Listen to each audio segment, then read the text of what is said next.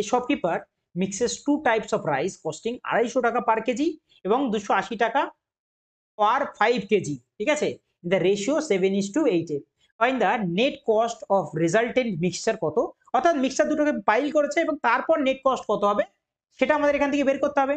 অর্থাৎ 5 কেজির জন্য এখানে ব্যবহার করছে কত 250 টাকা, তাহলে 1 কেজির জন্য কত 50 টাকা, একদম ক্লিয়ার জিনিস। এবং 280 টাকা দাম হচ্ছে 5 কেজির, 1 কেজির দাম কত। আচ্ছা একটা জিনিস এখানে একটু যদি বুদ্ধিটা অ্যাপ্লাই করো তোমরা এই জিনিসটা অনেক তাড়াতাড়ি ব্যবহার করতে পারবে, কোনো রকম ভাগও করতে হবে না।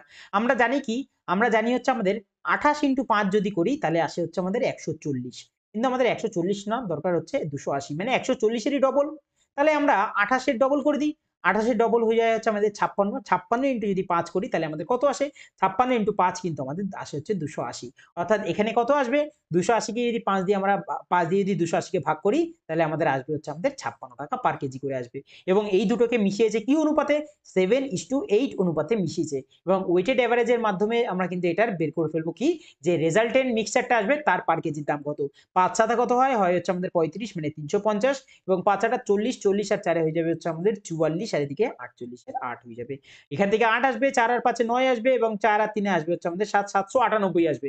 এই 798 কে আমরা ভাগ করব কত দিয়ে, এই 7 আর 8 যেই অনুপাতে মিশাচ্ছি 7 8 হয়ে যাবে হচ্ছে আমাদের 15, এটা দিয়ে আমরা ভাগ করে দেবো, আমাদের পার কেজির দাম কিন্তু চলে আসবে।